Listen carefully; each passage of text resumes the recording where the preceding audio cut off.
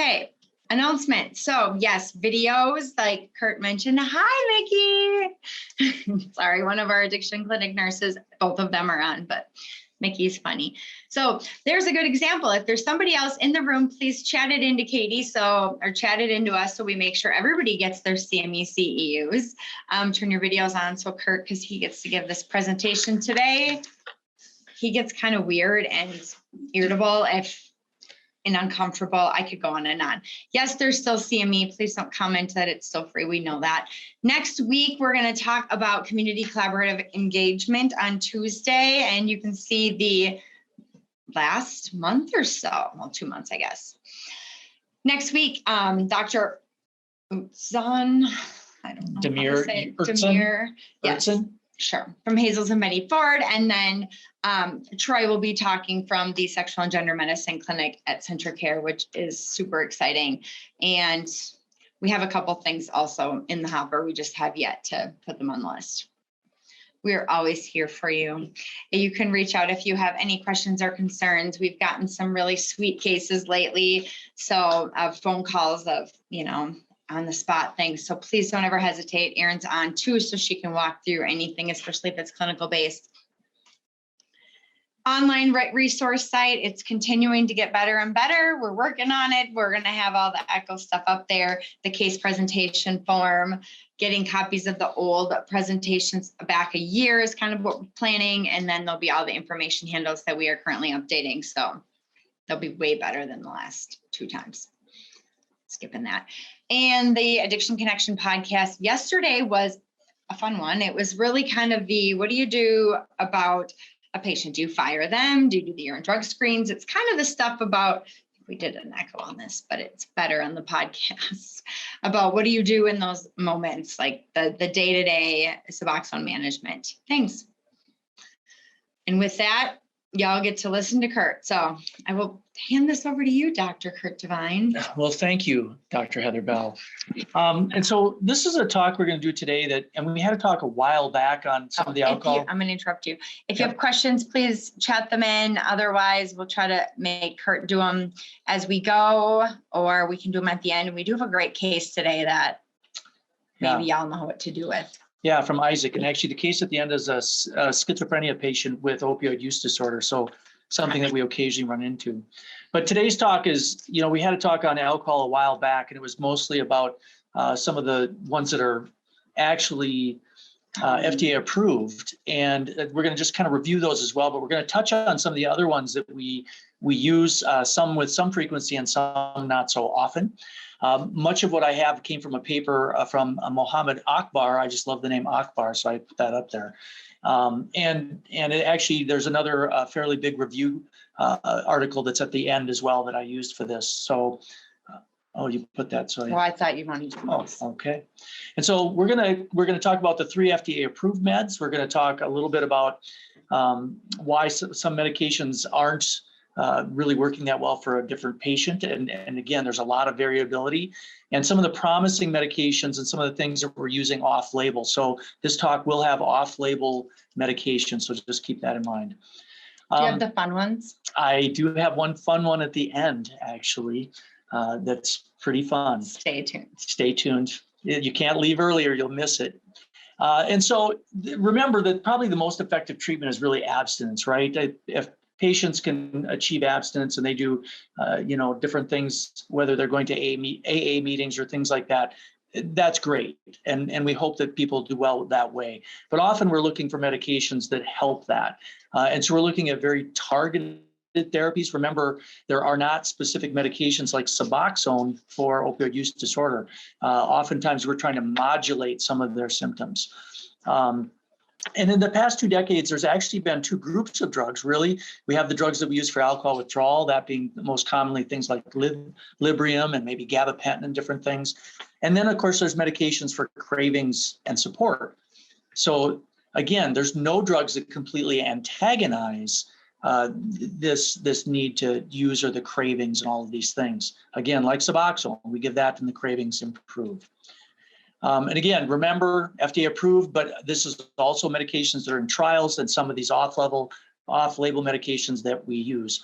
This is just a graphic that I'm going to put up because a lot of these things that you see on here are actually things that are in study. And so there's a lot of things going on looking for different medications or drugs that might help us have decreased alcohol intake. And in fact, there's very nice papers where if you really want to go down the rabbit hole and learn how all of these things work, knock yourself out. I'm not going to talk about all those pathways. That's a very good. It was so colorful. Graphic. I put it on here. But yeah, don't spend a lot of time. So let's talk briefly about some of the FDA approved medications. And we're gonna start with disulfiram. That's been around forever. I think Charlie was in grade school when these came out in 1920. And you were already in medical school. Yeah, and this was actually approved by the FDA way back in 1951, and it was actually indicated in the treatment of chronic alcoholism. That's how it's actually been approved. And just in case somebody really is interested in this kind of stuff, obviously it inhibits the alcohol dehydrogenase. You get this buildup of acetaldehyde, and man, you start getting sick and you puke and you flush and you feel terrible. And we call this kind of a negative reinforcement. And there are some people that prefer not to use antabuse because of that negative reinforcement. I would have to say I use it very rarely, although sometimes patients request it. They've been on it before and it's worked for them.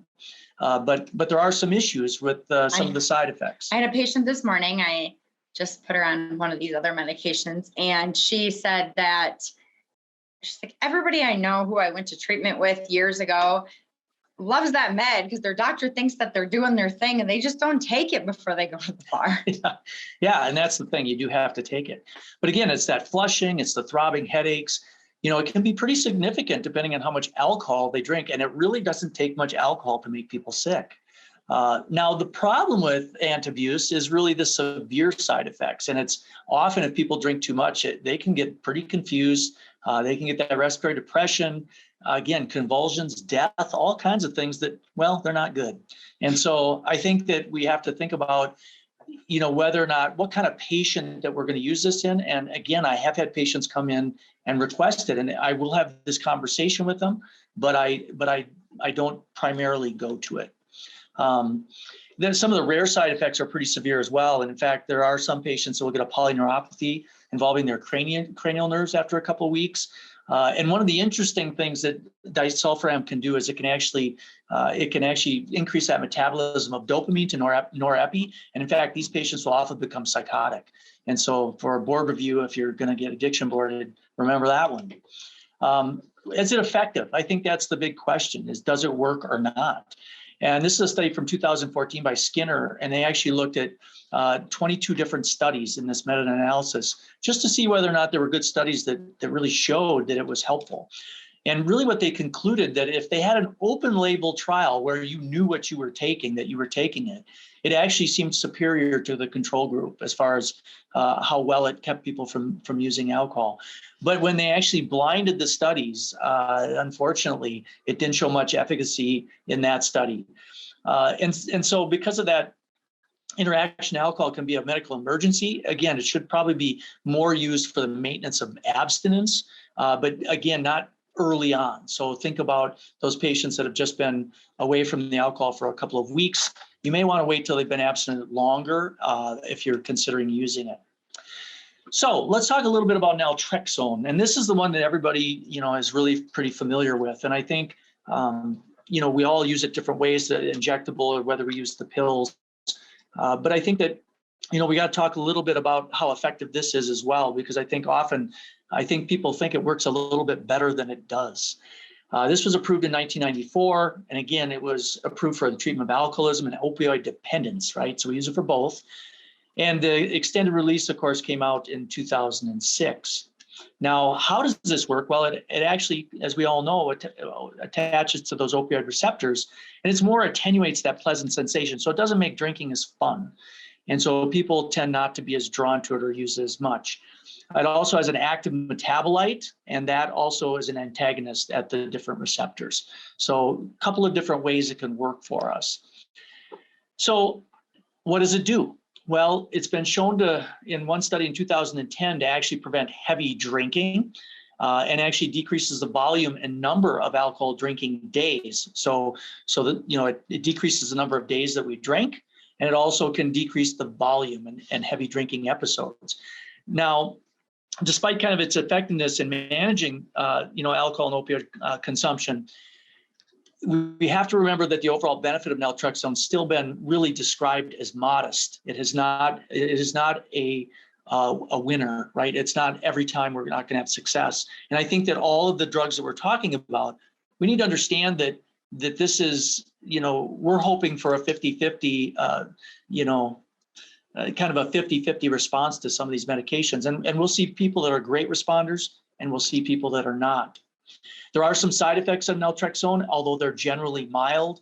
I think probably the most that I've seen is the nausea, most often, or maybe a little anxiousness. If somebody is actively, having acute hepatitis or liver failure, you should avoid this. But in fact, both, I think it's SAMHSA and ASAM don't require or recommend that you do liver function testing unless there is concern that somebody has current liver issues. And so, in fact, most of the time, I don't check liver functions if somebody has not presently been drinking and has not had a history of significant liver issues. There's really good studies with that. I probably should have put those up here, but did not. So what are the indications to use it? So based on the things from some of these studies, it's really for the management of abstinence and relapse prevention.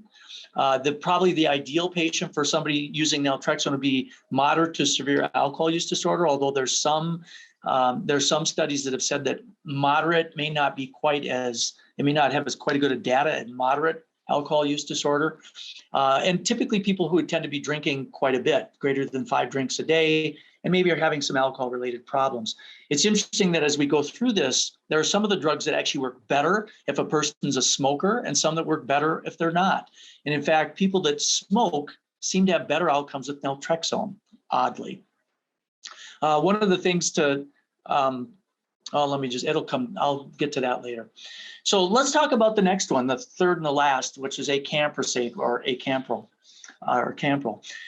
This is a medicine that I actually haven't used a great deal of. I actually just recently started somebody on it, but not something I use a ton. Acampril is actually recommended more for achievement and maintenance of complete abstinence, not for the reduction of drinking. And so I'm going to tell you that if we step back with naltrexone you can actually start when people, of course, are actively drinking, where it is not recommended with Acampril to actually do that. And so frequently, if you see somebody actively drinking, you want to think more naltrexone. It's approved for maintenance. Remember, maintenance in alcohol use disorder patients who are abstinent when beginning treatment. And my patient had actually just had pancreatitis. He had been not drank now for about 3 or 4 weeks. It was kind of the perfect case for either acamprosate, or actually I considered Topiramate for him as well, which was another thought, which we'll talk about in a bit. This is one of the studies that was done, and this was a meta-analysis of 27 random controlled trials. So this is a lot of patients, like 7,500 patients. And what they found, and I cut right to the chase in this talk because there's a lot of slides and I want to make sure I get right to them. But it actually reduced the risk of abstinent patients returning to any drinking. But interestingly, it didn't reduce the risk of a binge drinking. So it's really for those patients that are typically been a daily drinker, not binge drinkers, and it helps them not return to any drinking as far as status. A number of trials have also found that it didn't show a significant benefit over placebo. So there have been a few different trials that have come through that basically said it's no better than giving somebody placebo. And in fact, one of those studies was actually the combined study, which a lot of us that have read a lot of these different bigger studies have seen. But there was some concerns over the trial design, and some of the things I read as I went through some of these papers were concerned that maybe there was a reason in the way it was set up that it didn't show improvement with Acampril. There was another study done in 2010, and this was actually the Cochrane meta-analysis, and this was actually another 7,000 patients, 24 random controlled trials, and they showed very, very nice data that it reduced significant significantly the drinking of patients' daily drinking, and it actually increased cumulative abstinence. So I do think that there's a pretty good benefit to this particular drug, and it actually works by kind of stabilizing the balance of these neurotransmitters, so it makes people less hyperexcitable. Heather just loves the neurobiology, and so we're making neuronal hyperexcitability less, so to help these patients not drink. It has very few major side effects, and it's actually generally well tolerated. Probably the most common things, although there's obviously with all of these drugs, there's a huge list, but dizziness and itching and nausea. But serious reactions are actually pretty rare. So overall, a relatively safe drug. So now we're going to move to some of the off-label stuff, and these are really kind of some of the fun ones. Although the most fun one, Heather, is at the end, just reminding you. I'm assuming. Okay, so the anticonvulsants. So gabapentin, topiramate, and basically Lyrica, which is much easier to say. These three drugs have been looked at for alcohol and alcohol use disorder for quite some time. And I think we're familiar with them all in the other ways that we use for them. So we use them for. So we'll start with gabapentin. Now, gabapentin, of course, was a seizure drug. And honestly, I can't remember the last patient I've seen get this for seizures, but it's used for almost everything else that we see in the world now. Neuropathic pain. Monkeypox is probably going to be on this list, and we're probably going to be doing trials. But in 1993 is when it was initially approved. But, in our clinics, in our family practice clinics, we're using it, for post-herpetic pain, neuropathic pain. We've had patients who've used it for hot flashes, restless leg syndrome, anxiety, and on, and often in withdrawal syndromes. But it's been used for lots of different things off-label. Those of us who have used gabapentin know that the side effects sometimes can be a little bit interesting. I think mostly when I've seen patients, it's just tiredness, although not everybody gets that, and occasionally a little dizziness or things like that. But they're really generally pretty well tolerated. How, the mechanism of action is interesting in that it's inconsistent, right? So its effect on the GABA levels in our brains is a little bit different. And really, for the most part, this is a medication that kind of affects those calcium ion channels, and it kind of contributes to that whole pain attenuation. And in fact, attenuation of a lot of different things, which we'll talk about as how it works for alcohol. There was actually a big study done in 2013, and this is a US veteran study. And it was a study on the treatment of alcohol withdrawal. And I threw this one in there because there are places that use gabapentin for alcohol withdrawal as well. And it works really well. And they showed in this study in 2013 that it worked as well as Librium as far as getting people through that taper when they come off alcohol, improving their sleepiness. It caused less sleepiness and cravings compared to lithium. And so it's really is something that can be used in patients who are going through withdrawal. Another study done by Mason, and this is, I can't remember what year this was. I forgot to put that in there. This was a study that evaluated the treatment of using it for alcohol use disorder. Now, they used pretty big doses. And the interesting thing with gabapentin is if you look at, for some of the other medical things that we use it for, in fact, most of the time, you get more bang for your buck at the lower doses. This study was actually done at 600 milligrams 3 times a day in a primary care clinic. To see its effect on alcohol use disorder. And it was, in fact, double-blinded, placebo-controlled, had men and women in it. So it was really a good study that way. And what they showed is that it clearly has an effectiveness in treating alcohol dependence and some of the relapse-related symptoms, right? The things like insomnia, the dysphoria after people have stopped drinking, and especially the cravings. And so, gabapentin is in some of these studies been shown to make quite a difference. In 2007, even farther back, they had a role, looked at the role of gabapentin to reduce just cravings itself and consumption. And really, this one was completely different. It showed that really there was no overall effect of gabapentin at 1,200 milligrams, which is why some of the people recommend that you need to go to that bigger dose. And so, although I often think of gabapentin being used at smaller doses for things medically, that you don't need to go to 2,000 and 3,000 milligrams, at 1,200 milligrams, it didn't seem to have the same effect. So it's something to keep in mind if this is something that you were to try.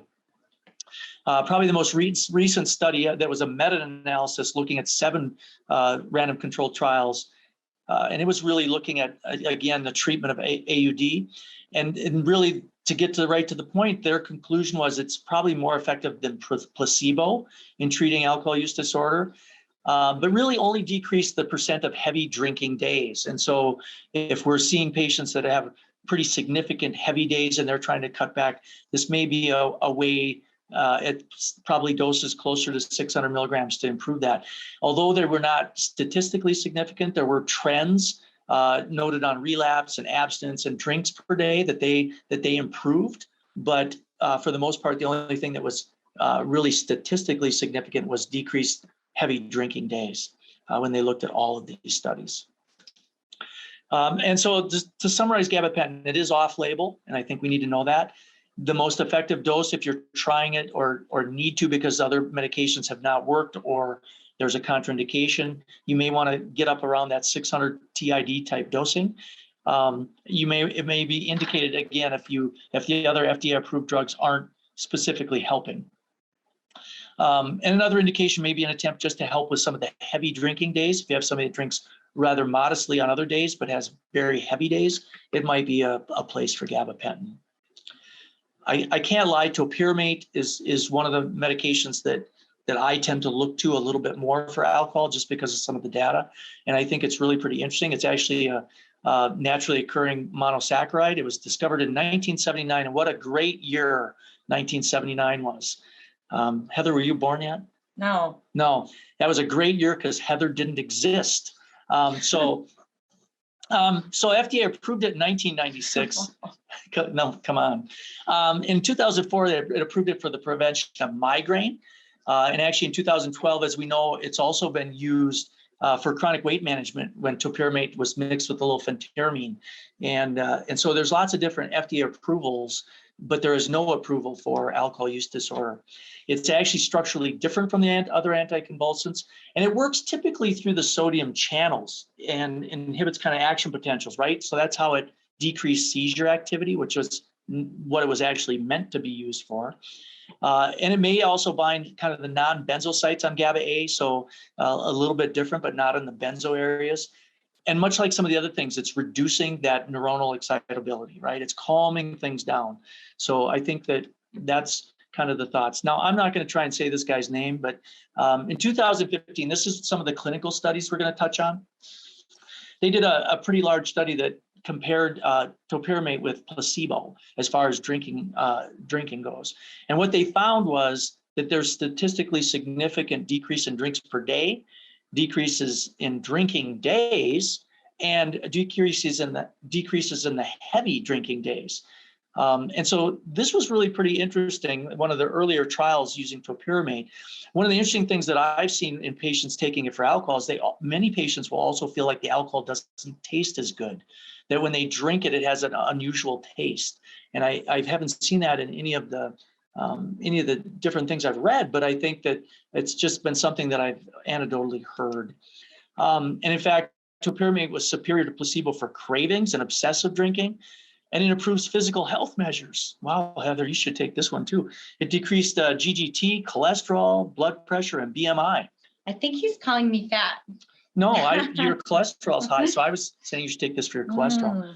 But dosage ranges for this are relatively high, 25 to 300 milligrams. And I have to say that, and I don't know what you've done, Heather, but I think probably the highest I've gone with alcohol patients when they get a response. And a lot of times it's 100, 150, Total daily. Yeah, total daily dose. I have not gone to 300. If a patient feels like their cravings are gone, that's kind of where I live. Papariga Galapagos, the islands or something. This is another study that was done in 2011. And what they did is that clinical trial on low dose Topiramate and alcohol dependence. So this was open label, but a much smaller dose than that, those big 300 milligram days. And it was open label, so people kind of knew what they were taking. But what they actually did was they added psychotherapy to that. And it was like a 4 to 6 week trial. And it was interesting that they found that Topiramate not only improved kind of depressive symptoms people had in their anxiety, but also their obsessive compulsive drinking symptoms compared to controls. And it also decreased relapse rate in patients over that 4 to 6 weeks. So really, again, nice data. 2008, and this was quite a while back, they did a 12-week double-blind placebo-controlled, and again, using the higher doses of topiramate up at 300 milligrams once a day. And they actually, this is my favorite study because it actually compared it to naltrexone, 50 milligrams daily, and placebo. And it was very clear in this study that topiramate actually reduced relapse, it increased abstinence, and actually overall diminished drinking. And I think the interesting part of this, because many of us are. No, answer the question. Oh, somebody just asked whether topiramate can be started while patient is still drinking. I can tell you I have. I don't think there's any, I haven't seen any clear guidelines. Again, it's off-label. When I do that, I start at very low doses, and it's not typically the very heavy drinkers. But I have done it in people who are drinking a little bit less or feel like they're having binge days. The important part of this one really was that, I think often most of us, I think I would be included in that, often hang my hat on naltrexone and feel like naltrexone is always my best bet. But topiramate appeared to be more efficient than naltrexone in preventing alcohol relapse. And so it is one that I think about frequently based on this, despite being off-label. Now, again, with smoking, does it make a difference? And topiramate has not been as effective in alcohol-dependent males who also smoked, different than naltrexone, the opposite. And so in a way, that's maybe a way for us to choose between the two. But it was shown to prevent and reduce alcohol consumption in patients currently drinking. And so this is kind of what I based my thing on, is that I will give it to people who are drinking as long as it's not really, really heavy drinking. And it also prevented relapse in patients recently through detox. And I think that one of the things, and I'll back up we're going to Lyrica, but I think one of the things with topiramate as well is if we look at side effects from it, it's generally well tolerated. But remember, if people stop that, especially at higher doses, it can cause some interesting things. As far as I had one guy just tell me that he stopped it for a week and he got twitchy, if you will. He didn't feel good, and he just felt very twitchy. And so just make sure that it's people that understand that if they want to come off it, they need to probably taper. So Lyrica, I have never prescribed much Lyrica for anything, to be honest with you. It's not something that I went to when I was in primary care, and I don't do much of it now. Clearly, it was used for many other things, as far as epilepsy and neuropathic pain, fibro. Did I just say fibro? You did. Fibromyalgia. And so there's lots of many off-label uses of this. It's probably got more side effects than what we see with gabapentin, especially with the sleepiness and the dry mouth and some of the weight gain. And again, I think the thing that concerned me most in primary care was some of the risk of addiction. And so that's just one time that I would kind of avoid this if I could. But it is an analog of GABA. It actually doesn't block the sodium channels. It's different. But it actually binds to kind of segments of these calcium channels. So working a little bit differently, but good studies that have shown some interesting things. And actually one of the first studies done was actually on mice, and they were genetically selected to actually prefer alcohol to everything, I suppose. And basically, they just wouldn't even drink water. But it actually in the rats actually reduced alcohol drinking. And so they actually moved to I'm going to move to a study that was actually humans, which was actually before that. They'd actually done some randomized double-blind comparisons, naltrexone and pregabalin or Lyrica. And this study actually was looking at cravings and relapse and psych symptoms in people taking Lyrica and naltrexone. And so they took these patients and they either got Lyrica or they got naltrexone, and they went for a 4-month period of time, and basically found that Lyrica and naltrexone were very similar as far as relapse rate and cravings. So again, much like topiramate, probably pretty similar as far as the rates. And in fact, Lyrica also had an added benefit of decreasing anxiety and decreasing hostility. Geez, Heather, it would decrease your hostility. And it actually decreased patients having psychotic issues. So there was an upside to that as compared to naltrexone. So again, I think when naltrexone is somehow contraindicated, which often it is if people have dual substance use disorders, I think often we can go to that. So the summary is it may have a place in alcohol use disorder, and may have been studies where it is actually shown promise in detoxification, much like gabapentin in that way. But I think that, stay tuned. I think a lot more stuff will come out about that. So now we're going to go to Baclofen, which, people often use Baclofen for alcohol use disorder. I have not. It's a GABA B agonist. And as we know, this is a picture of somebody out for a run, sometimes used to treat spasm and spasticity. But there have been some pretty big meta-analysis of this. And actually, I combined them to save time. There's actually 3 different meta-analysis studies done, and this was a ton of patients. And to summarize the first 2 studies, they're basically with Baclofen is a higher abstinent rate. They have longer time to relapse, and there was more effect overall with Baclofen for heavy drinkers. One of the meta-analysis done of these 3 showed no difference from Baclofen to any placebo. And so, 2/3 of the time, 2/3 of the studies are showing some improvement. And again, like I said at the beginning, there are responders and there are non-responders. And I think we always have to keep that in mind. The biggest problem with Baclofen is really the side effects, and sometimes they can be pretty significant. Poisonings can occur if they overtake it, and the withdrawal syndrome can be life-threatening. So important to kind of keep that in mind. So the summary, hey, it may effectively promote abstinence, but it's mixed results, and really its use in alcohol use disorder is probably still up in the air and being kind of debated. It's probably not one for alcohol that I would probably move towards. Now, as we finish up, we move to the short story on a few other drugs. So these are ones that there have been studies on. They would probably not be on my short list of things I would use if some of the FDA approved ones are not Mostly working. because you couldn't remember them. Yeah, I'd probably forget them by now. But these are ones that you might think about if you're treating people with other issues, for instance, schizophrenia and alcohol use disorder. Or COVID.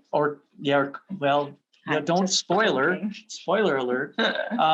So they're not really first or second line. So we're going to start with Seroquel because that's easier to say. And so we're just going to do bottom lines on these. Is this something that, is this a medicine, if you need to use it on a patient, is it going to help their alcohol intake? Or is it even going to help their mental health diagnosis? Yes, we don't know. And the studies that have been done on people who have mental health disorders who also were drinking significant alcohol, it was shown to possibly reduce alcohol intake. There have been multi-site controlled trials, random controlled trials. They're placebo controlled as well. Boy, that's hard to say. Take a breath.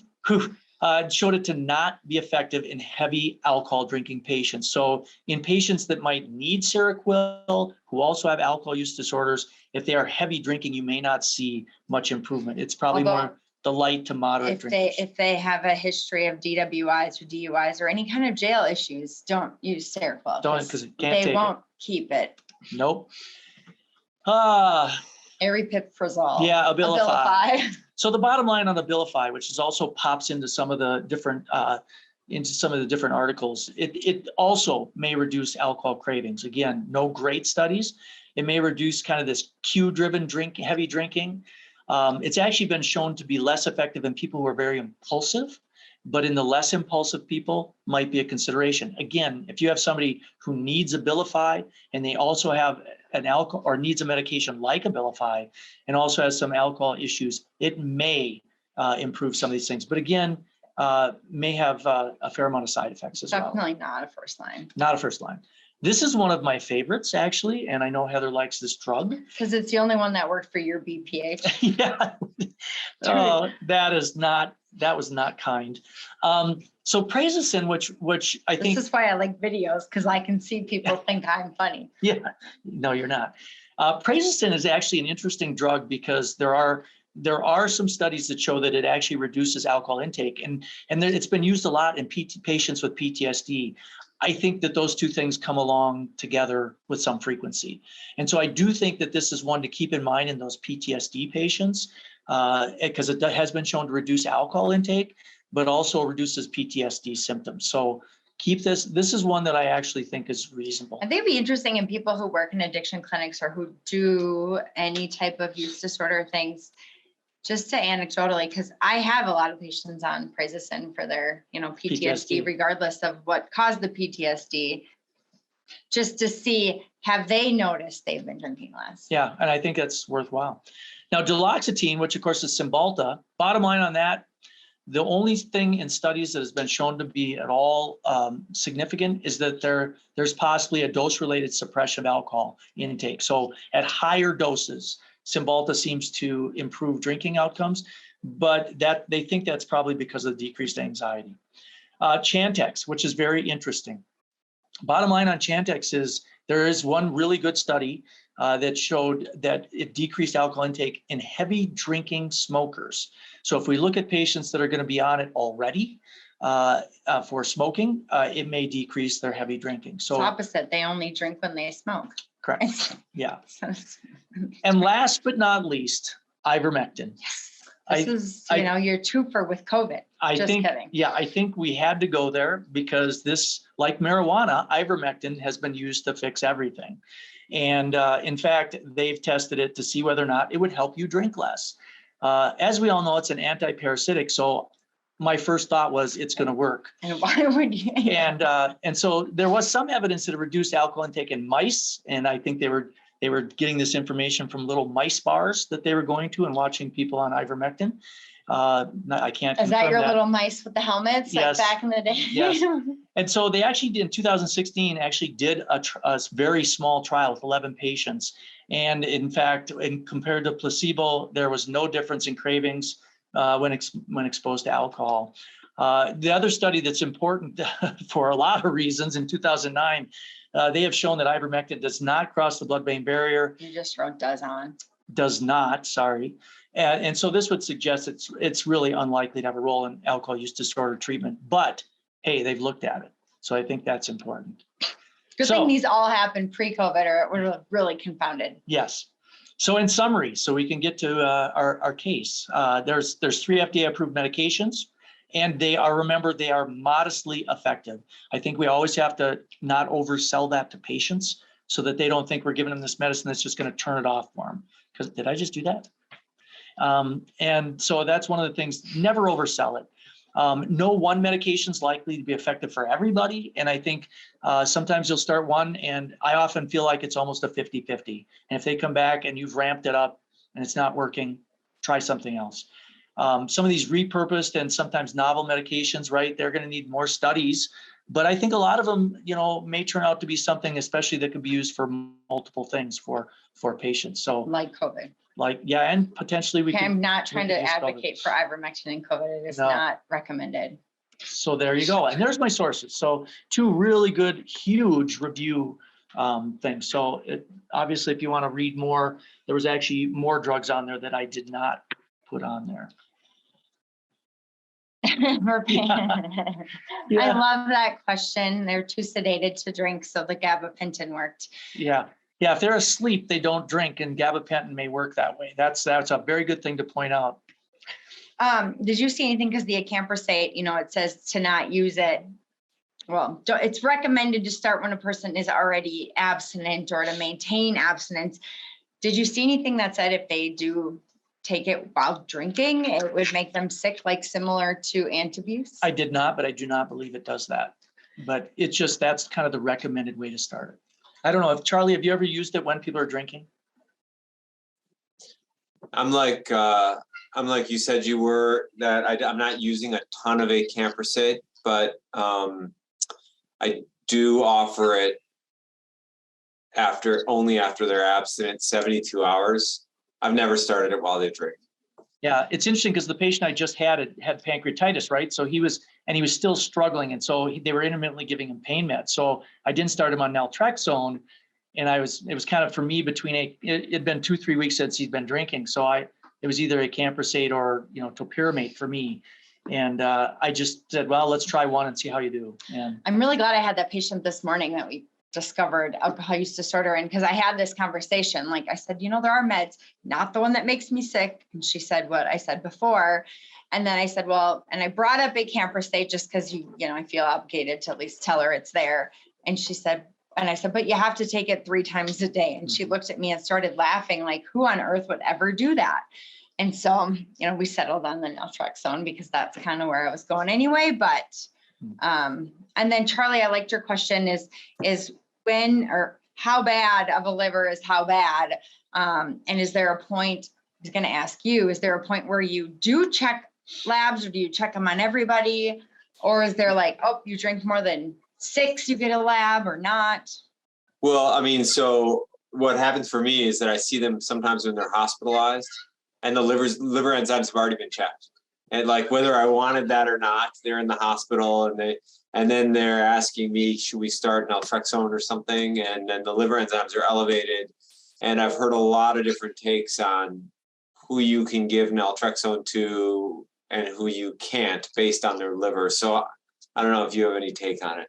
Yeah, and the one, there had been studies, and actually when I had looked at this even a couple of years ago, and even in patients whose liver functions are a couple times normal, there were some studies that showed that even when you gave them naltrexone, it didn't go up. And so for the most part, if they come into the clinic and there's no concern that they've had that, I don't check them. Personally, if they were in the hospital, I probably would check them just because you don't know where they are. But I think when they're not if they're actively drinking at the time, then it's kind of I think for me, a 50-50, depending on how much they're drinking. But I kind of look at it as if they're coming in and they haven't had like hepatitis C testing and they're maybe high risk, or they haven't had things checked, like they have never had a blood sugar check or whatever, I'll get them because I'm getting other labs. Or if obviously if they look, jaundiced or something. And then if there was anything borderline, I'll just recheck it in a month just to, make sure they didn't go skyrocketing. But I've yet to find anyone that I would consider not kosher to start, and no one's responded poorly. And I don't know if anybody else has used, again, I have kind of gravitated towards Topiramate just because of some of the studies. I don't know, has anybody else been using that? I don't know, Charlie, have you been using that? I use it, I use it after I've already gone through Gabapentin, Naltrexone. If those get crossed off, then my next tier is acamprosate and Topiramate. So I've used it in a handful of people, and some people have really, really liked it. However, some people also have had some sedation from it. So I've had to dose it carefully. But I think, and then based on what you're saying, I think I'm going to like elevate it to like maybe a first tier, try it a little more often. I'm also weirdly getting a lot of requests for antabuse lately. I don't know if anybody else is getting this, but I mean, I'll try it with someone, but I've been using more antabuse lately as well. Mine is only if they request it, and I really don't want you to take this every day after a couple of weeks because of the risk. But the whole thing with like the Seroquel and then the Gabapentin, again, if they have a high risk of ending up in a jail in any way, shape, or form, the Gabapentin is going to be stopped. And so I think, having worked in the jails, like that's my thought, like, nope, this is low on my list. And so, and then the thing with naltrexone is if they're, kind of the afternoon, evening drinking type, not like the all day, the afternoon dosing is just to help more. And I know there's some studies that say it doesn't matter, but I've tended to do that. So. Yeah, I think there's that thing called, I don't think you mentioned this, I think this called the Sinclair method or something, where people can take naltrexone only as needed based on when they're at high risk. I'm going to go to a wedding, or it's New Year's Eve, or I've been doing really well, but here comes the weekend and every weekend I binge. So I'm going to only take naltrexone when I'm about to do a high risk activity. I have had a number of patients say they like that. I don't know if that's placebo effect or how real it is, but I don't know. I just say take it every day, but if they're taking it only when they're at high risk and they think it helps them, I don't know. Yeah, I just had a patient come in with that word on his mouth, said, I've been doing this Sinclair method. I was like, really? So they must have known Charlie. Yeah. Okay. Well, yes, we should go to the case. Isaac. And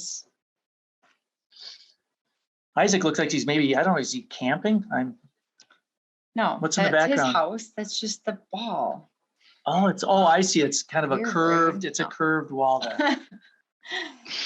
All right. Can you hear me okay? This patient is a fun one to read through. All right, it's all you, Isaac. Sure. So sorry, you guys can hear me okay? Perfectly. Okay, great. So this is a case from about a year ago, and I just saw the patient once. So if you ask a lot of really specific details, I might not be able to get to those. But this was a pretty interesting one. This was a guy in his 60s who had been on kind of a lot of opioids for back pain. He was on, you can see there, methadone, 80 milligrams a day, and tramadol, another 200 milligrams a day. And had really been on this for at least 20 years through his primary doctor. He's got schizophrenia and is really pretty low functioning, very rigid in his routines and how things need to be. His wife tries to help him out, but she's disabled and refuses to leave the house, so she won't come in to appointments, and he actually doesn't really want to come in for appointments at all either. His primary retired, and the next primary up got the patient and said, whoa, this is maybe not something I'm super comfortable with. And so sent him on to the pain clinic. But before we kind of get to what happened, because I think it's actually, kind of interesting, but also illustrative about sort of how this ended up. I'm just kind of curious, if you were that primary doctor and let's say that the next pain clinic appointment was, I'm booking out into September. So let's say 2.5 months out or something like that. How would you approach this, or what do people think about what we should do for this guy? I would love to hear what some of y'all would do, because this is a real thing. This happens a lot. So basically your question, this totally happened. Yes. you continue to treat the patient until they saw the pain clinic. Is that kind of your question? Or what would you do to the meds? Well, so that was it. I mean, so right. So one answer is always we can ask somebody else to take care of this, right? Yeah. We can send it on to the pain clinic, we can send it on to the addiction clinic, and that's probably the right answer for this. But I think the bigger question is how should we, overall handle patients that are in the situation? Because it's actually pretty common. I have a number of patients. This is a pretty kind of more sensationalized example because of the dosing and some of the things that will happen. But this is a pretty common thing, right? Their primary leaves or retires, or whoever's been prescribing leaves or retires, and there's no transition plan. And then the next person up has to kind of decide, am I going to prescribe this? If I'm not going to prescribe this, what am I going to do? And so I'm just kind of curious, because I don't know that I came up with a very good answer for this, but yeah, I think in my world, it's still doing a week of primary care. I'd first be really looking into what this chronic back pain was, because when a lot of these primaries that are retiring now or retired 10 years ago started them on there, they had no scans, they had no nothing. They started on pain meds based on the fact we were supposed to treat pain. Because often when you work these people up, they have really nothing. And they've been on pain meds for no reason for 20 years. Yeah. I can kind of add a little bit to that. Yeah, he hadn't had any imaging and actually didn't really know why he was having back pain. And again, he's not the most high level functioning guy. So it's just like, this is what I've done. And I guess I don't understand why you think about doing something different. But there was no imaging. There wasn't any urine drug screens for as many years back as I could see. It was just sort of, this is what's been working. And, now you should just continue it because you're the next person up. That's I'm paraphrasing a little bit, but that was sort of the deal. Like when you saw him, I mean, this in a way maybe easier than some of the patients we see. Like, was he more or less like, well, this is what's been done, I just want to keep doing it. Like, don't fix what isn't broken. Or was he like anxious about it? Like some patients are probably borderline opioid use disorder at this point with all those meds, so I think that's a very different approach though, how you handle that patient. Yeah, so he was not so much specifically anxious about the meds so much as changing his routine, and that I take this 4 times a day exactly like this, and I've done that forever, and I got to eat at the exact same time every day. I got to do this. I got to get dressed at the same time of day. So it was really more of his like bugging his routine more so than the actual meds kind of thing. Like I didn't get a sense that he was opioid focused in the sense like we see a number of patients that just really want to be on the opioids, but more so of like, this is how I do my life, you know, don't interrupt that. Wow. I don't know why you would want to interrupt that. Right. Did you happen to get the records from that, previous doc? Like even the dosing is weird to me, like 4 times a day methadone dosing, like just is, that's not conducive to anything. Yeah, and I'm trying to remember. They were within our system, so I had the records. I only went back so far, and you know, it was more or less carbon copies for refills, kind of thing. And then I don't remember seeing any specific like risk assessment stuff or things like that. That is something. Thank you, Julie. I have never prescribed methadone for pain, literally ever, unless a partner was gone and I filled enough days to get to them being back. Yeah, I haven't either. I'm just not comfortable with it. Thank you for that feedback. What do others think? Like, what is, you know, what would you do with this person besides send them to Isaac? Yeah, as fast as you could.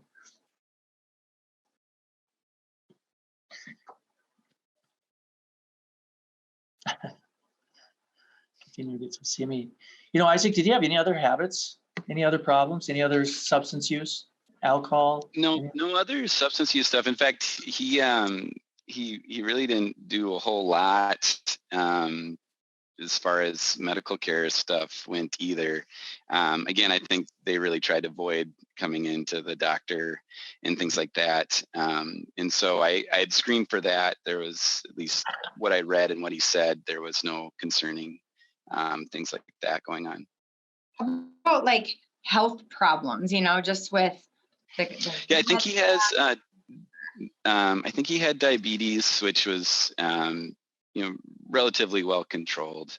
There wasn't a glaring thing, and I'm trying to remember if there's anything else. I can't remember. I couldn't remember his name to get his record. So again, I apologize for not having more details for everybody.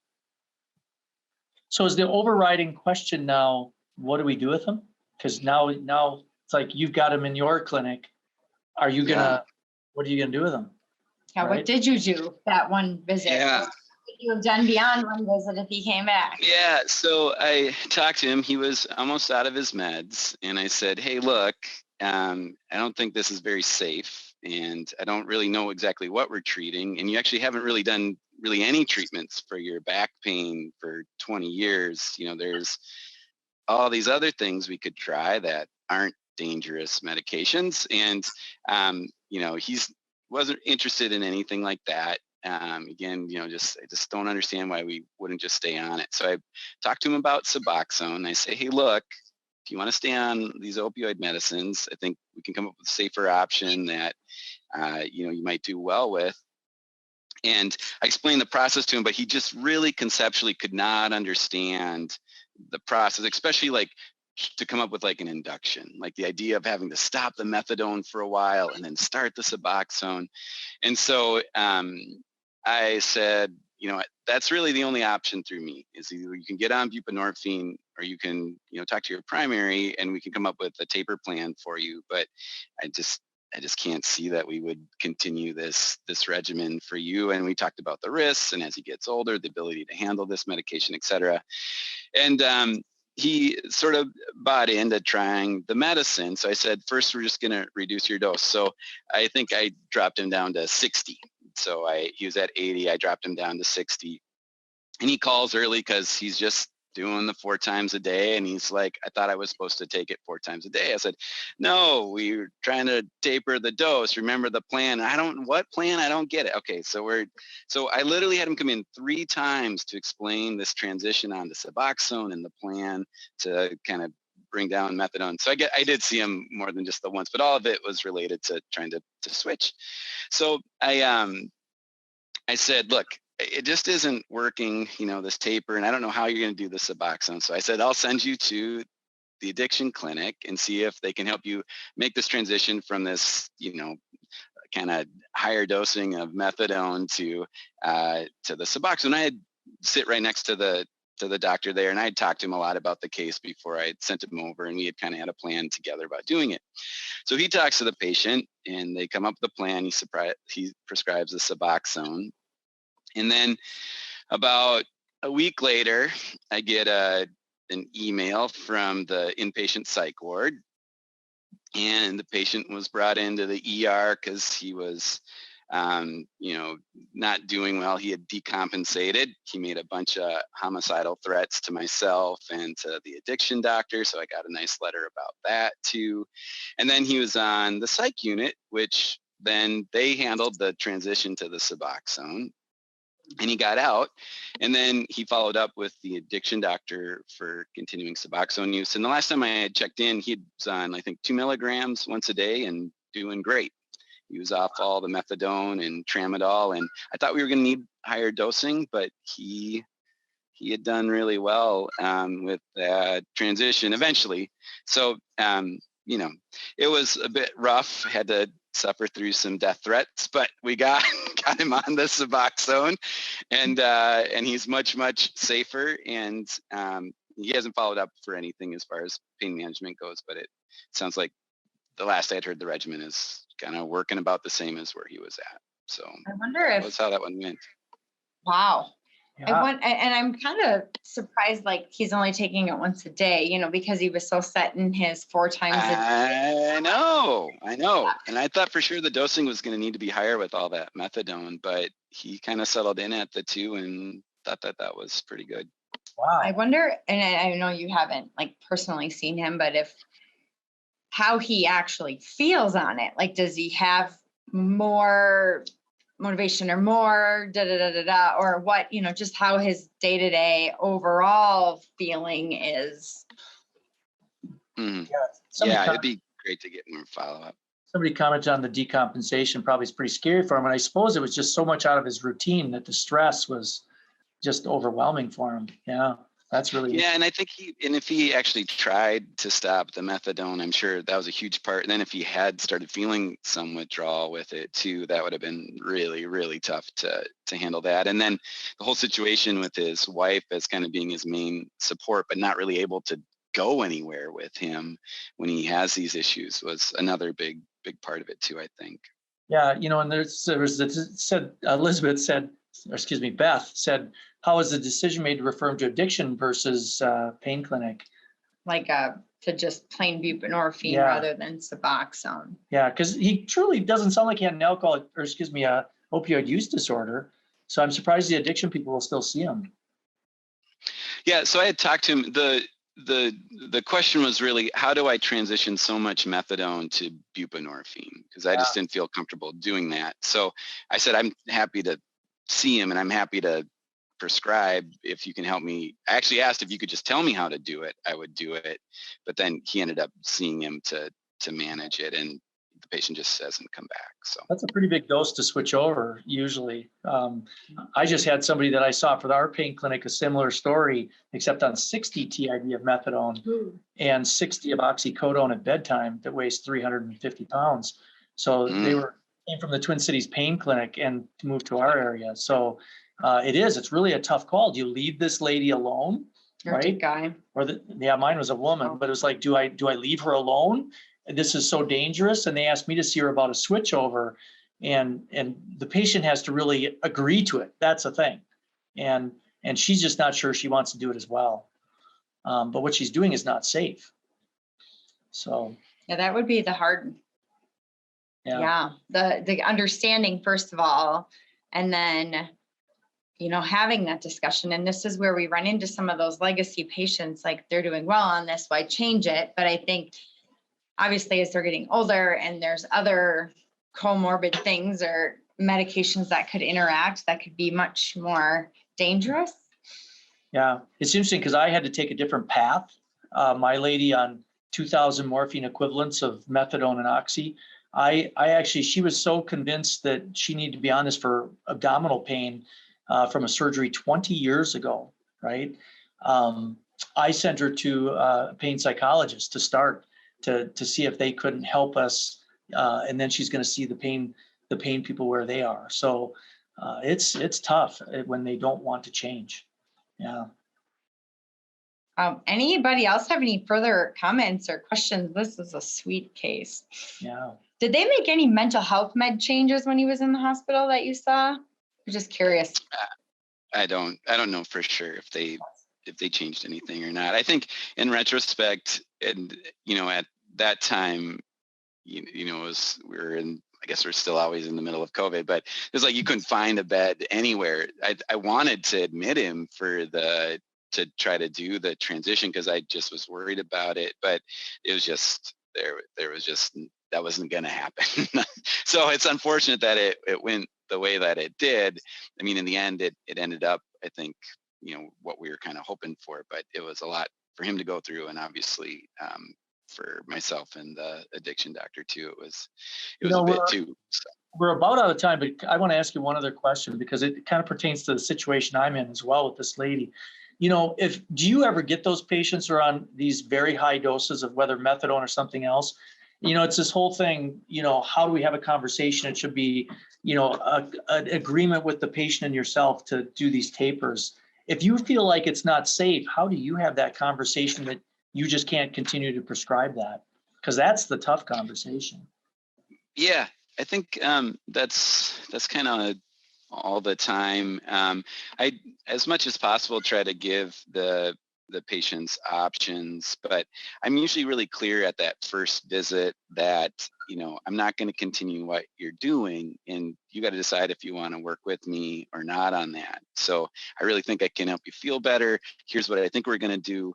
I know it's really, I always join about how scary it is to change the regimen. So I get this is probably the only thing that's been helping you for a while, and how scary it would be to think about stopping that. So I totally understand that. And I think we can help you be safer, feel better by making changes. And if you don't want to do that, then you don't have to work with me, but I'm not going to continue doing that. I think before I would sometimes give people like a trial where we continue it for a while and then make changes, but that has not worked very well for me. I know some people maybe have had more success with that, but it seems like always something gets in the way of tapering once we continue the regimen, and it gets harder to sort of try to make changes. And so I have some patients from early in my practice that we're still kind of stuck, and I just got to figure out a way through. But for quite a while now, it's been almost always the option of tapering or bupe if I think they've been on it long enough and I'm not sure that they're going to do well with tapering,